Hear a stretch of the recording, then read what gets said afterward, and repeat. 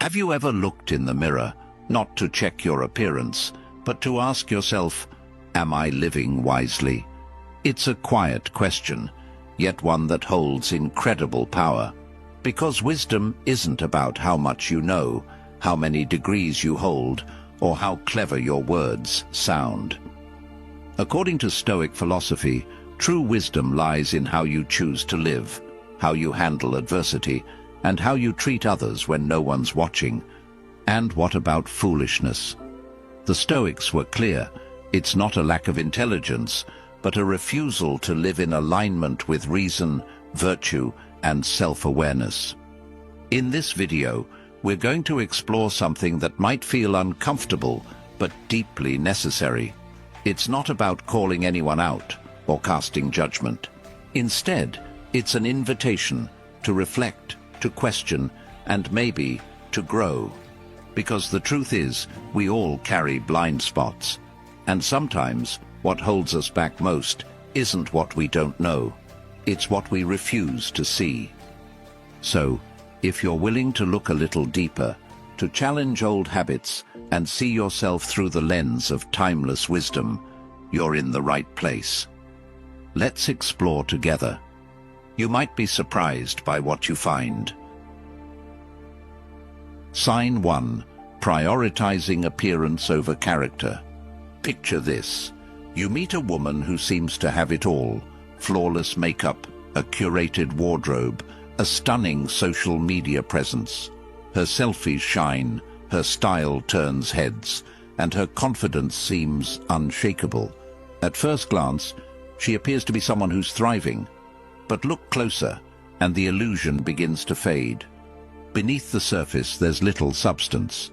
Her energy is consumed by how she looks, not by who she is. According to Stoic philosophy, this obsession with outward beauty is one of the clearest signs of foolishness. Not because beauty itself is wrong, but because it's being used to distract from what truly matters. The Stoics believed that our worth is not defined by what the eye can see, but by the integrity of our soul, the strength of our character, and the quality of our thoughts.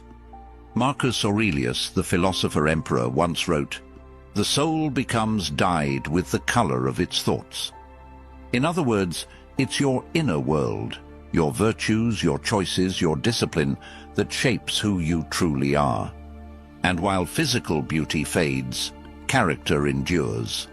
Now let's be clear. There's nothing wrong with taking care of your appearance. Dressing well and presenting yourself with pride can be a reflection of self-respect.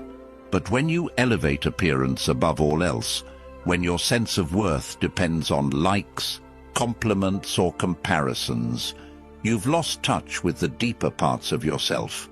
And that, the Stoics would say, is a dangerous path. Why? Because what's external is always fleeting. The glow of youth, the admiration of others, the attention you receive, all of it can vanish in an instant. And when your identity is built on that shaky foundation, what's left when it disappears? Insecurity, envy, emptiness. The foolish woman clings to what is temporary. The wise woman builds her life upon what is lasting. The Stoics teach us that true beauty lies in how we live, in our patience, our courage, our compassion. They would ask, are you cultivating your mind with wisdom? Are you strengthening your soul through discipline and virtue? Are you choosing kindness, honesty, and humility even when no one is watching? Because that's what leaves a lasting mark, not your eyeliner, not your wardrobe, but your example. Think of it this way. Would you rather be remembered for how attractive you looked in a photo, or how deeply you impacted someone's life through your strength, your wisdom, or your kindness? If your energy is constantly being spent chasing approval through image, then you're robbing yourself of a deeper kind of fulfillment, the kind that doesn't fade with age or disappear with fashion trends, the kind that grows with time. So how do you shift from surface to substance? Start by reflecting. Ask yourself, what do I truly value? Am I nurturing the kind of person I want to become? When beauty fades, and it always will, what will remain of me? These are the kinds of questions the Stoics would want us to sit with, because they knew that to chase beauty without virtue is like polishing a shield while neglecting the warrior behind it. So the next time you catch yourself scrolling through images, comparing your looks, or obsessing over how you're seen, pause, breathe, and ask the deeper question, who am I becoming?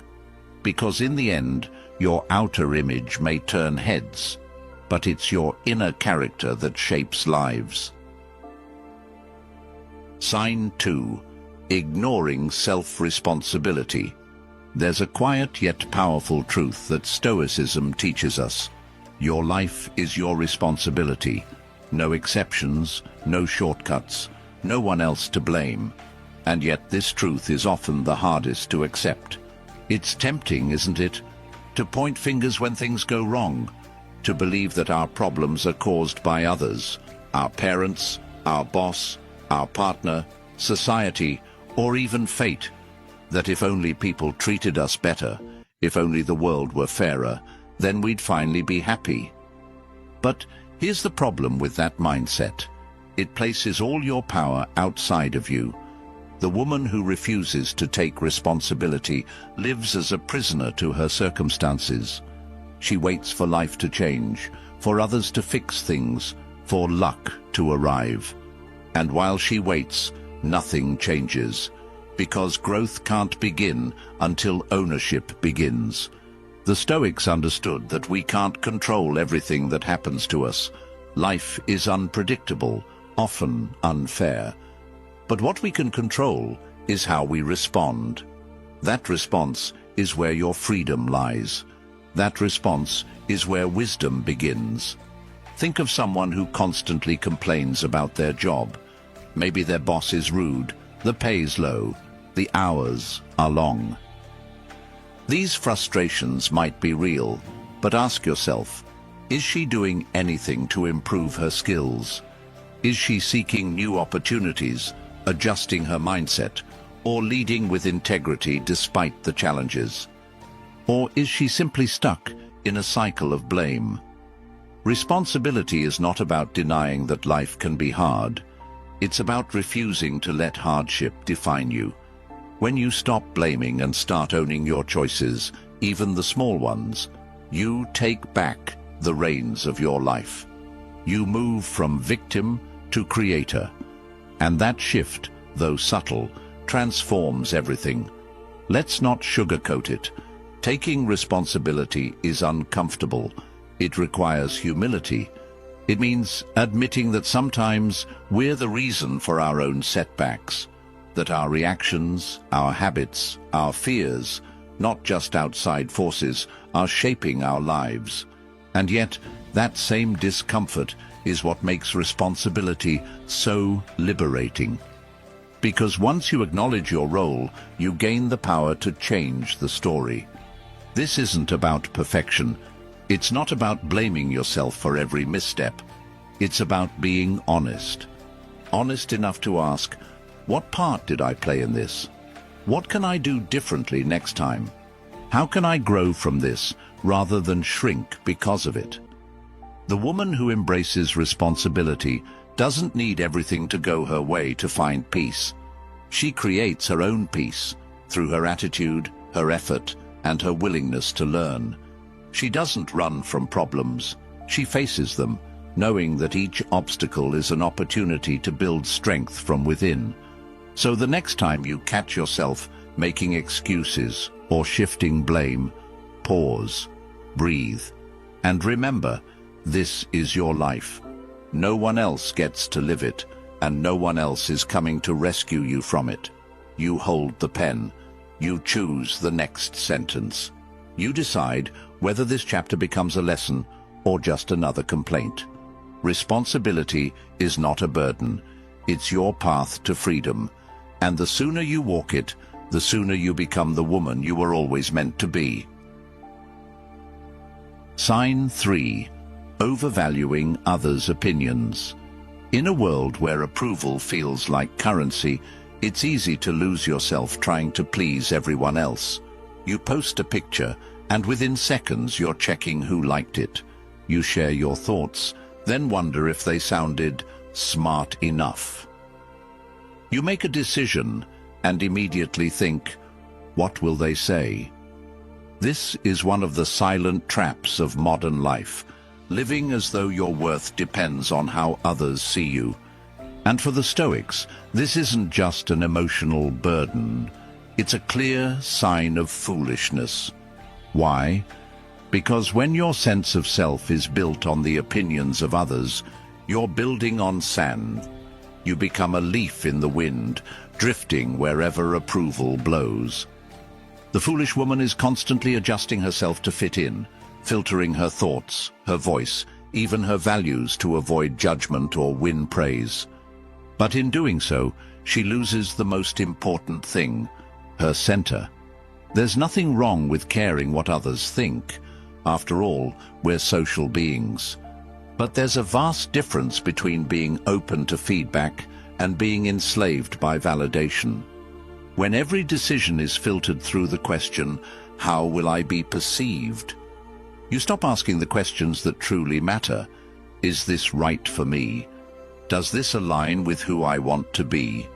Living for approval isn't just exhausting, it's unsustainable.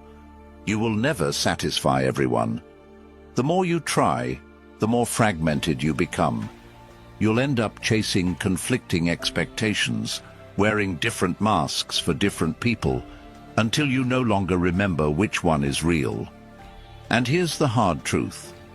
Some people will misunderstand you no matter how careful you are. Some will judge you, envy you, dismiss you. That's not something you can fix. It's something you must learn to rise above. The Stoic path teaches us to measure ourselves not by public applause, but by private integrity. To ask, not what will they think, but did I act with wisdom? Did I stay true to my values? Because when your inner compass is strong, the noise of the crowd loses its power. This kind of self-trust doesn't come overnight. It's built slowly, through daily choices. It means being okay with not being liked all the time. It means choosing truth over popularity, depth over performance, and authenticity over approval. So, what can you do when the urge to seek validation creeps in? First, pause. Recognize the feeling without judgment. Then, gently return to yourself. Ask, if no one else knew about this choice, would I still make it? That question cuts through the noise and brings you back to clarity. And remember, some of the wisest women are misunderstood in their time. Their strength, their independence, their refusal to conform, it unsettles people. But that's okay, because living wisely isn't about being universally accepted. It's about being inwardly aligned. Your worth is not a debate to be settled by others. It's a truth to be lived, quietly, consistently, and courageously. So, the next time you're tempted to shrink yourself to fit into someone else's mold, stop, stand tall, and remind yourself, you were not made to be everyone's version of acceptable. You were made to be real. Sign 4. Emotional instability and overreaction. We've all seen it, or maybe even lived it. A small disagreement turns into a shouting match. A simple misunderstanding snowballs into resentment. One rude comment from a stranger, one unexpected delay, and suddenly the entire day feels ruined. This is emotional instability, and according to Stoic wisdom, it's one of the clearest signs of a foolish mind. The Stoics didn't believe we should be emotionless. They understood that to be human is to feel anger, sadness, joy, fear. But they also believed that wisdom means not letting those feelings hijack your behavior. The difference between a wise and foolish person isn't whether they feel emotions, it's how they respond to them. A woman ruled by her emotions reacts before thinking. She speaks words she can't take back. She makes impulsive choices that ripple into consequences she didn't intend. Her mood swings dictate the quality of her relationships, her work, and even her sense of peace. And worse, she often blames others for making her feel that way, never realizing that she's surrendered her power the moment she lost control. Here's the hard truth the Stoics would have us face. No one else is responsible for how we choose to react. Life will test you, people will disappoint you, plans will fall apart. But none of these things can truly harm your peace unless you give them permission to. And when you let emotions run wild, you've already handed over the keys to your own well-being. But this isn't about suppression, it's about transformation. Emotional stability isn't coldness, it's courage. It's the strength to pause when you're provoked, the wisdom to breathe through frustration, the clarity to choose your response instead of being dragged by impulse. Ask yourself, how often do you let one moment of anger taint an entire day? How many times have you looked back and realized the issue wasn't the situation? It was how intensely you reacted to it. Emotional instability doesn't just affect you, it spreads. It pushes people away. It creates tension, distrust, and unnecessary drama. And eventually, it shapes your reputation. People may admire your looks, your talent, your intelligence, but if they feel like they're walking on eggshells around you, they won't stick around for long. So, how do we build emotional strength? Start with self-awareness. Notice your triggers. When you feel that wave of anger, jealousy, or panic rising, pause. Don't speak, don't act, just observe. This tiny moment of stillness is where your power lives. Then, ask yourself, is this reaction serving me? Is this worth disturbing my peace? Am I responding with intention or just releasing tension? More often than not, you'll find the situation isn't as urgent or dramatic as your emotions make it feel. Another powerful shift. Focus only on what you can control. You can't control how others behave. You can't always prevent things from going wrong, but you can always choose how you show up. Calm, centered, and unshaken. That is the Stoic ideal. Yes, there will be days when you stumble, when your emotions get the best of you. That's okay. The point isn't perfection, it's progress. Each time you catch yourself and choose differently, you're strengthening the muscle of emotional wisdom. In a world that praises loud reactions and dramatic responses, calmness becomes a rare and radiant strength. So the next time life presses your buttons, don't ask, how should I explode? Instead, ask, how can I stay grounded? Because at the end of the day, the strongest woman isn't the one who controls everything, it's the one who controls herself. Sign 5. Materialism and greed. Imagine a woman who appears to have it all: luxury handbags, the latest car, a wardrobe that turns heads, and a lifestyle that screams success. But look deeper, and you'll often find something missing, not in her bank account, but in her spirit. This is the trap of materialism, when your sense of worth is tied to what you own rather than who you are. And according to Stoic thought, this obsession with wealth, status, and possessions isn't a sign of success, it's a sign of foolishness. Why? Because material things are fleeting. They rust, fade, go out of style, or disappear overnight. The pursuit of them can become an endless race where satisfaction is always one step ahead. The more you chase, the more empty you feel. And that's the cruel irony. The woman who believes happiness lies in having more ends up constantly feeling like she never has enough. True wealth, the Stoics would argue, isn't about accumulation, it's about contentment. A rich life isn't filled with stuff, it's filled with meaning, purpose, and inner peace. And those things don't come with a price tag. But materialism today isn't always obvious. Sometimes it hides behind ambition. Maybe you're not buying luxury goods, but you're obsessed with titles, promotions, or the need to be seen as successful. You think, if I just reach that next goal, then I'll finally feel good enough. But the finish line keeps moving. This kind of striving isn't growth.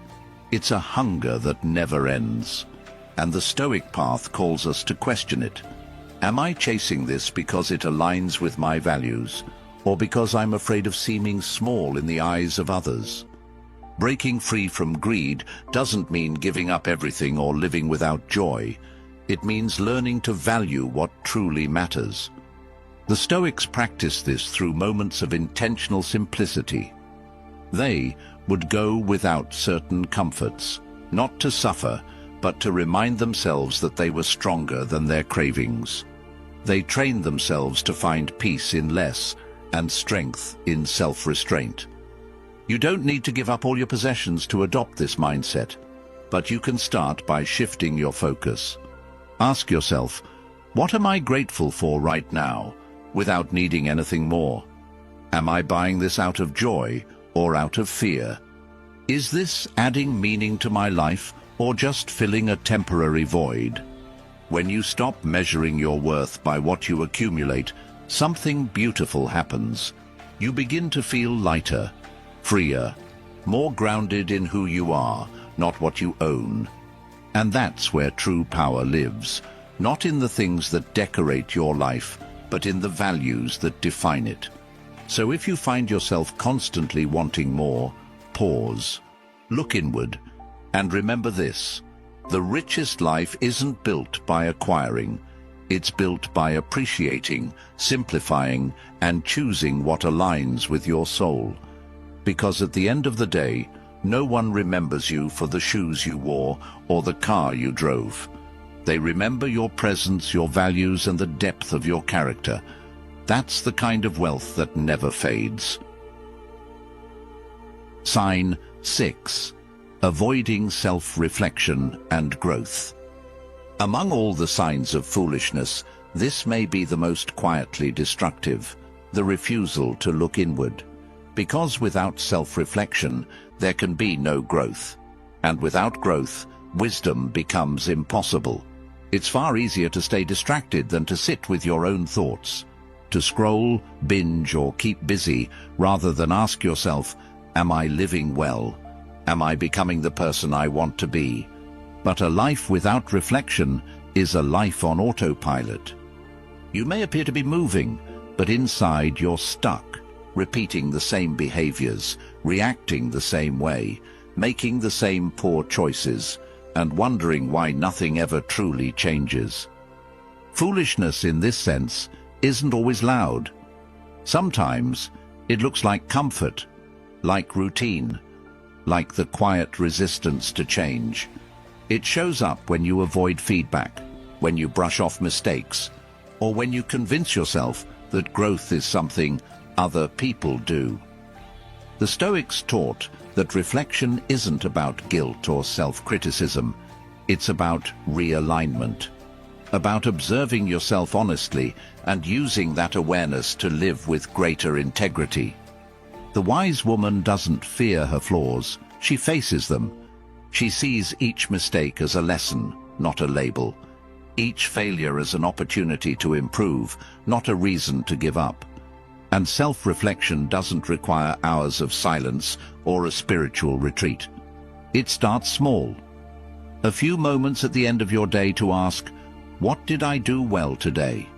Where did I act out of fear instead of strength?